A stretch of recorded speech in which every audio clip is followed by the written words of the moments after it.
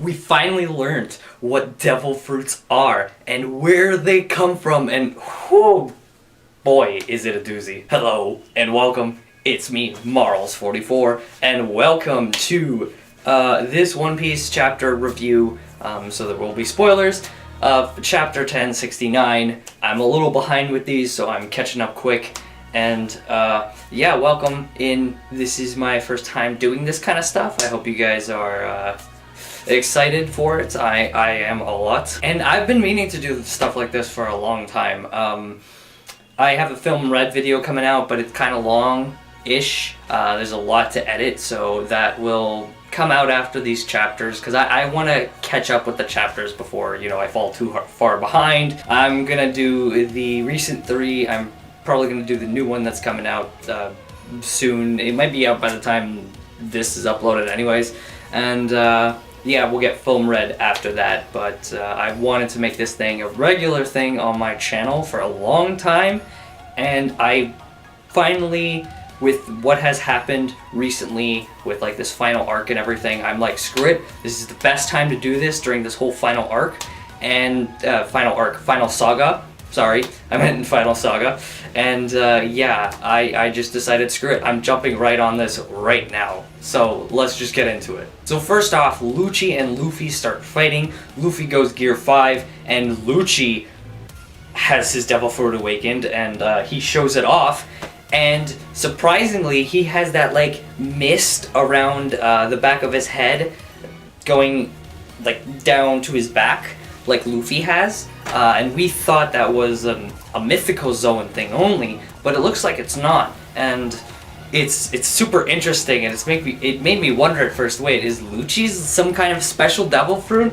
But then I thought about it a bit, and I'm like, okay, wait, the only other awakenings that didn't have some form of thing like that, because Yamato's kind of does too, is, those normal devil fruits, like Chopper's human fruit, and things like that. So my thought was, oh, what if that design is a normal thing for any devil fruit that's not just a plain one, like anything that goes from a model to an ancient Zoan to a mythical, and I'm slapping ancient Zoan in there because it's kind of like the in-between of mythical and model. I just thought that was a really interesting thing to think of. To me, that makes the most sense. It could be something like maybe his is like some kind of special Zoan or something. Who knows, like special model. There might be more to his fruit that we might not know about. Who knows? But for now, that's kind of how I've been looking at it, as anything that's not just a plain like human fruit. There's no model to it. It's not an ancient, and it's not a mythical. Looks like Choppers, looks like the Impel Down guards, their awakenings, as opposed to what we see in this chapter. And then Vegapunk explains, as he sees Luffy's fruit for the first time, he's like, oh, that's Sun God Nika. And then he talks about how devil fruits come to exist, at least from what he understands. And apparently Oda mentioned there is more to it. Vegapunk doesn't know everything, or hasn't stated everything. I can't remember exactly which one it is, but what Vegapunk does tell us is that devil fruits come to be, they exist because people from different dimensions, yes, that's where we're going with this, and I kind of love it. They wish, they desire, they dream for some kind of power. They wonder what it could be like if they had that kind of power, and it manifests itself into the One Piece worlds as a devil fruit. So it's kind of like that devil fruit is housing that dimension in a way. And I do partially wonder if, that dimension's wishes, like how the dimension is, kind of forms what the devil fruit is, and like, how people can sometimes change when they eat it, if it kind of causes people to kind of act the way the people in that dimension that wish for it are, or just that dimension altogether, and like how it is. That would be kind of interesting, because it's kind of like that fruit houses that dimension in a way. It doesn't actually house it, but it houses its like personality, and when the user eats it, it could, mix with the user's personality, basically. It's similar to, I know there's a popular YouTuber, I watch him a lot, O'Hara. He has this whole like devil fruit theory, and I do believe it as well. It does make sense about like inherited will, and like when you eat the devil fruit, you kind of like gain some of the personality traits of the person who last used the fruit, and probably people before that too. Perfect example is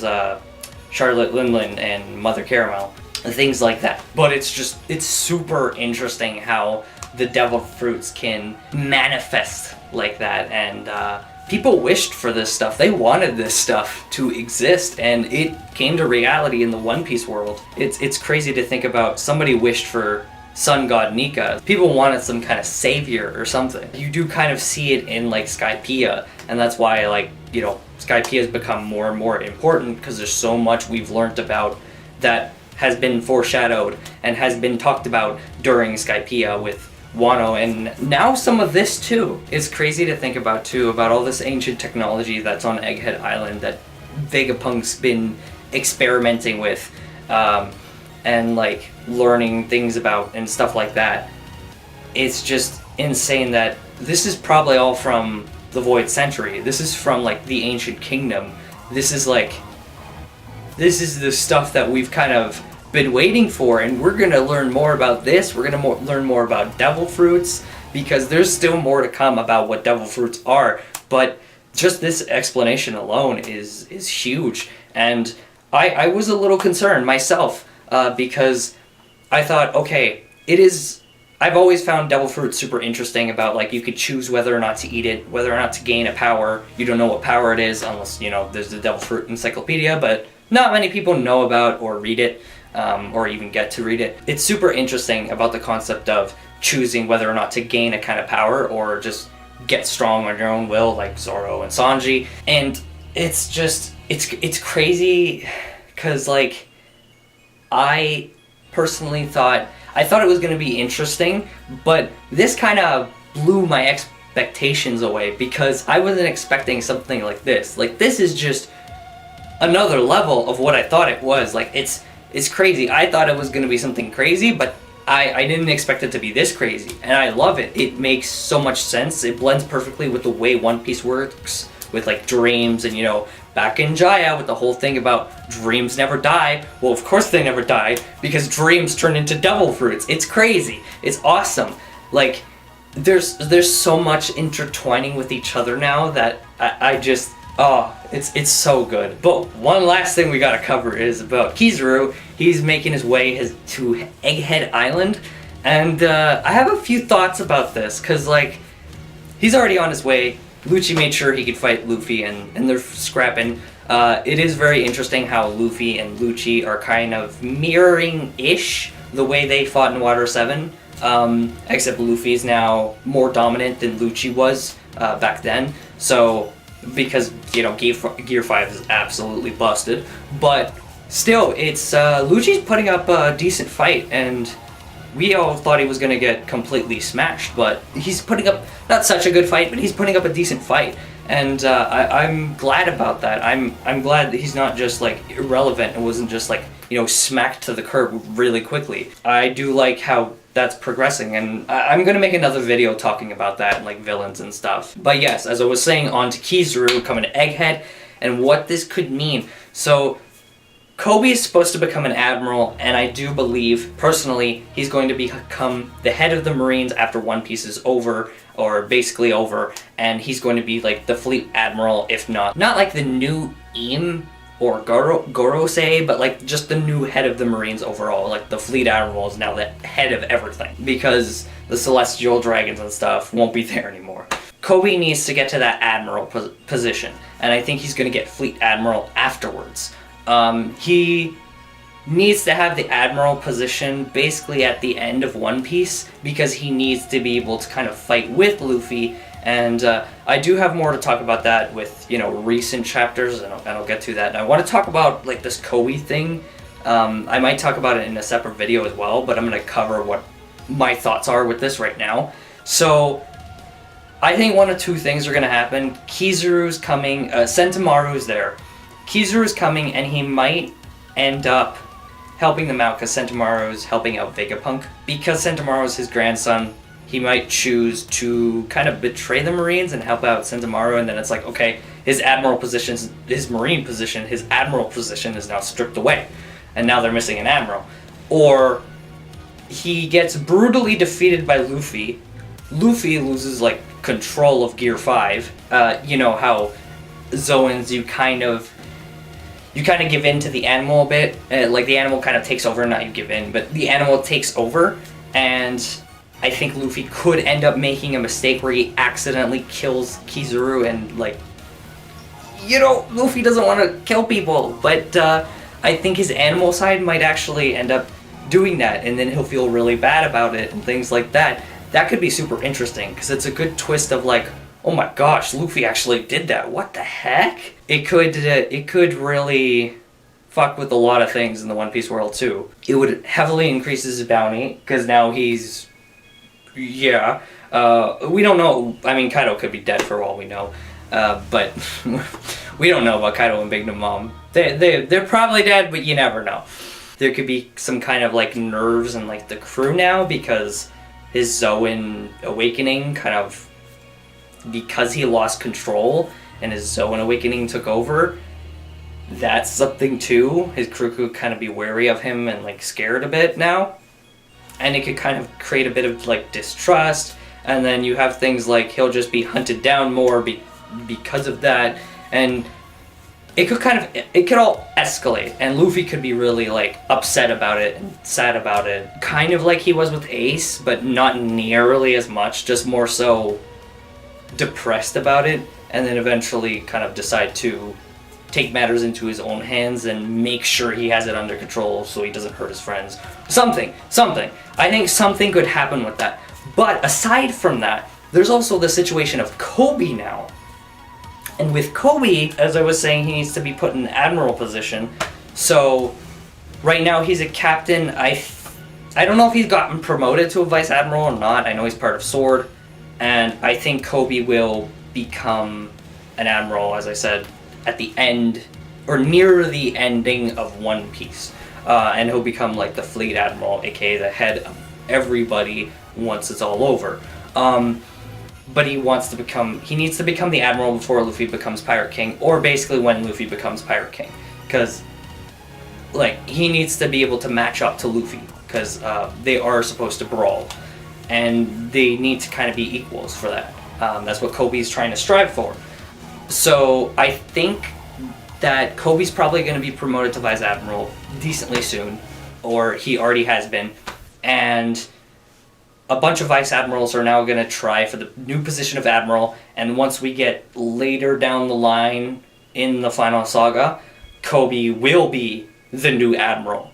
Will take over for Kizaru, because Kizaru is also the last remaining main admiral. I'm not counting like fleet admiral, because, you know, Sakazuki was an admiral, but now he's fleet admiral. I'm talking about the three admirals, and not counting like the fleet ones. That's where my brain is going, like, oh, I think something's gonna happen with Kizaru, and Koby's gonna end up soon taking that admiral position, and by soon I mean in a few years. But you know, I think this is the road to having Koby. This is like the path that leads Koby to becoming an admiral. And I feel like him, along with Green Bull and Fujitora, is a very interesting combo as well. And of course, because I'm adding this on, because 1069 and 1070, there wasn't too much that happened in 1070, as I said, and I'm going to add it on to this review as well.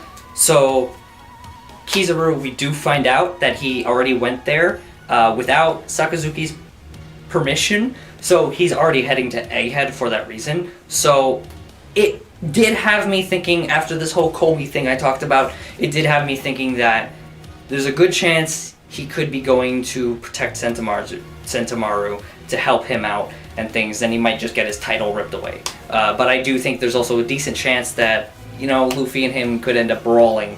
For whatever reason, Luffy could just be like, I don't know. Luffy and him could just end up brawling, because he also might just fight him to try to retain his marine position. But I do highly think that at this point now, with 1070, there's a much better chance that his title just gets stripped away. There wasn't too much that happened in 1070, of course, as I said, like they're leaving the island and stuff, and I just kind of wanted to cover that kind of stuff because I just wanted to kind of cover that one thing because it does address what I just talked about in 1069, and since I don't have a lot to talk about about 1070, just putting it together. Thank you for joining me. Hope you all enjoyed it. Those are all my thoughts from the chapter and what I've been thinking, what my brain's been going through. As I said, I might cover a couple things. I'm not sure if I'll cover the Koby one unless we get more stuff that kind of provokes this. I don't know, but we will definitely cover that villain one I mentioned because I got some stuff I want to talk about that. Anyways, guys, thank you for joining me. Hope you all enjoyed it, and I'll catch you guys in the next one.